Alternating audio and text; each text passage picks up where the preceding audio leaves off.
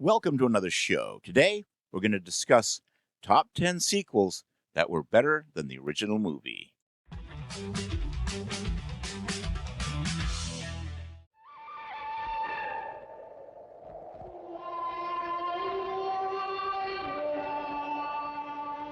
Crafting a good sequel can be daunting. The filmmaker must top the previous movie or, in some cases, redeem a flagging franchise. Often, screenwriters fall back on rehashing old plot points, and studios assume bigger is better when it comes to budget and effects.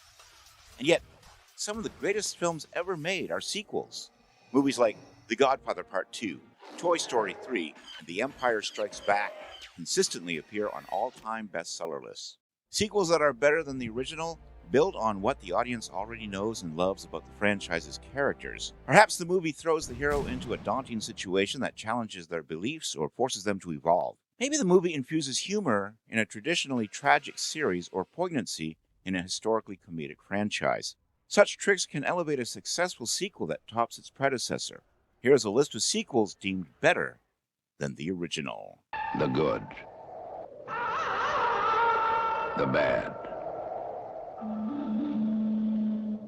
the ugly. At number 10, it's The Good, the Bad, and the Ugly. Famed spaghetti western The Good, the Bad, and the Ugly is actually the third film in Sergio Leone's masterful Man with No Name trilogy, all starring Clint Eastwood. Leone had almost no money to film the movie, and so cast a then Hollywood cast-off, who was Clint Eastwood, and filmed several silent scenes because it was faster than shooting scenes with dialogue, all the better for the film. Those silences are filled with Ennio Morricone's masterful score that imbued the movie with an epic intensity. All those tense moments built up to the most famous standoff scene in cinematic history. There she is. There she is.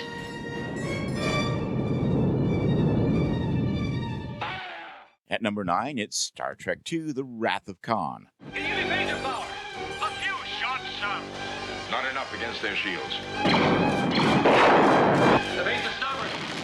The first Star Trek movie was more concerned with special effects than building characters. The filmmakers course-corrected with Wrath of Khan, which not only renewed its focus on our heroes, but also on a great villain played by Ricardo Montalban. And since the Star Trek saga had become rather formulaic by that point, it's the villain that helps the film stand out. He's full of resentment and surprisingly sympathetic, even as he tortures our aging heroes. Already tortured by the trials of middle age, Star Trek II wins the Most Improved award on this list. This is a full-blown four-alarm holiday emergency here. We're gonna press on, and we're gonna have the happiest Christmas since Bing Crosby tap danced with Danny fucking Kaye. At number 8, it's National Lampoon's Christmas Vacation. It's rare that a comedy sequel can top its original, especially when that original film is a road trip comedy written by John Hughes. The laughs can feel derivative.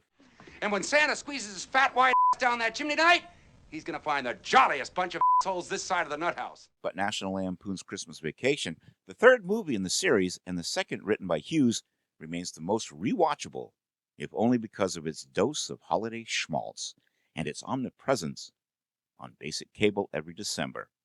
The Christmas dinner scene is arguably the funniest in the franchise. Now, don't take this the wrong way, but you are a Terminator, right? Yes. Cyberdyne Systems Model 101. The number 7 film on the list is Terminator 2: Judgment Day. You're like a machine underneath, right? But sort of alive outside? I'm a cybernetic organism, living tissue over a metal endoskeleton. The first Terminator was a good, even groundbreaking film, both in terms of its original storytelling and the special effects. But Terminator 2 stands out as one of the best action movies of all time, with director James Cameron improving every aspect of this franchise in his second outing. Brilliantly, he turned Arnold Schwarzenegger's Terminator into the good guy, protecting Sarah Connor and her son John from an even more terrifying android. The once cowering Sarah Connor evolves into a full-blown badass in the sequel. He set a new high bar with the special effects, but it's really the relationship among the three good guys and the family that they form that gives the movie the sort of heart its predecessors and its sequels just don't have. I believe there's a hero in all of us. Gives us strength, makes us noble. At number 6, it's Spiderman 2. Where you been? Looking for you all morning. You're late. Always late. You're fired. Look at you, Peter. Your grades have been declining. You always appear exhausted. The first Spider-Man movie starring Tobey Maguire and Kirsten Dunst remains one of the best superhero origin stories to hit the big screen. Peter Parker's emotional arc from vengeful high schooler to more mature adult as he battles the Goblin will resonate with anyone grappling with adulthood. But Sam Raimi's second Spider-Man movie amped up the emotional stakes and struck the perfect balance between teen angst and impressive special effects. With the origin story out of the way, the sequel posed a more profound question. What if Spider-Man doesn't want his powers or the great responsibility that comes with them? Good evening, ladies and gentlemen. We are tonight's entertainment. At number 5, The Dark Knight. The Dark Knight isn't just the best Batman film, it's the best superhero movie ever made, thanks in no small part to Heath Ledger's performance as the Joker. A villain can make or break a superhero movie, and Ledger's Oscar-winning turn as the anarchic clown easily bests the ho-hum villain Scarecrow and the inscrutable Bane, not to mention Loki, Thanos, and Lex Luthor.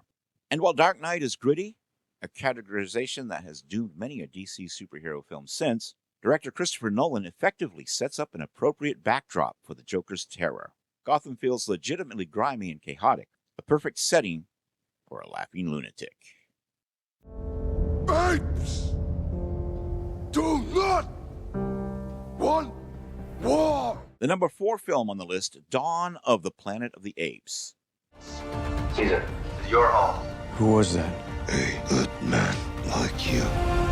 Caesar love humans. This is the most emotionally gripping and arguably most philosophical of the many Apes movies.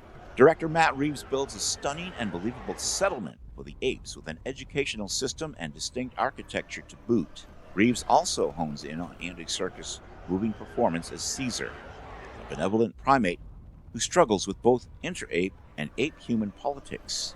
The movie's heart is bigger than that of any of its predecessors. The number 3 film on the list, Logan. Laura.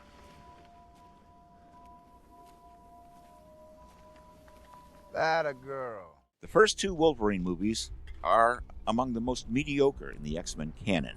Hugh Jackman's character continues to appear in X-Men movies, but avoided another standalone film.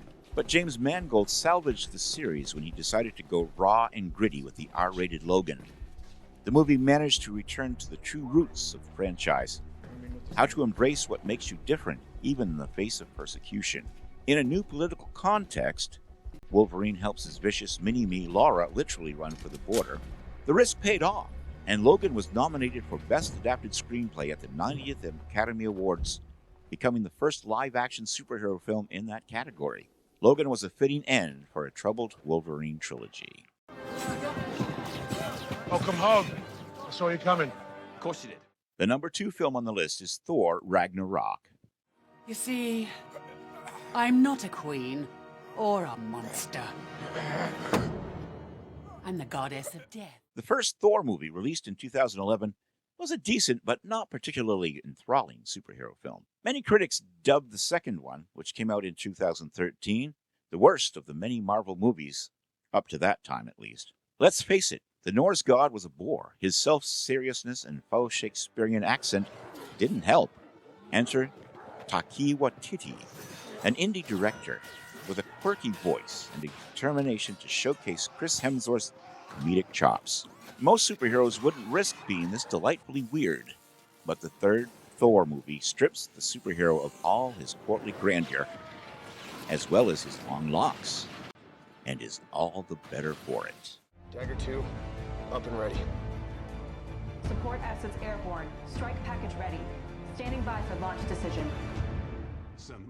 And the number 1 film on our list is Top Gun Maverick. 1, standby check-in. Comanche 1-1 set. Picture clean. Recommend Dagger continue.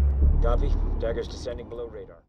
Top Gun is a classic, but the souped-up Top Gun Maverick felt miraculous at a moment when almost every other action film devolved into a CGI morass by its final fight. Tom Cruise, impressive or notorious, depending on your perspective, performed his own stunts, and insisted on the rest of the cast, including Miles Teller and Glenn Powell, learning to fly fighter jets too.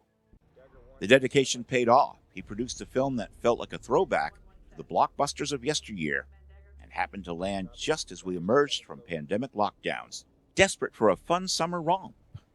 And unlike its macho 1986 predecessor, best known for the volleyball scene, Maverick offers a bit of meta-commentary on Cruise's public persona as an actor.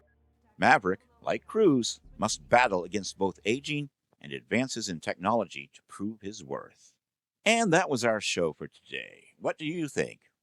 Did you enjoy these films? Do you think they were better than their predecessors? Do you think there were better films after that? Let me know your thoughts on these films in the comments section below. And while you're at it, I'd be honored if you subscribed to my channel, click the bell to stay informed, share this video as that will help me grow on YouTube as well.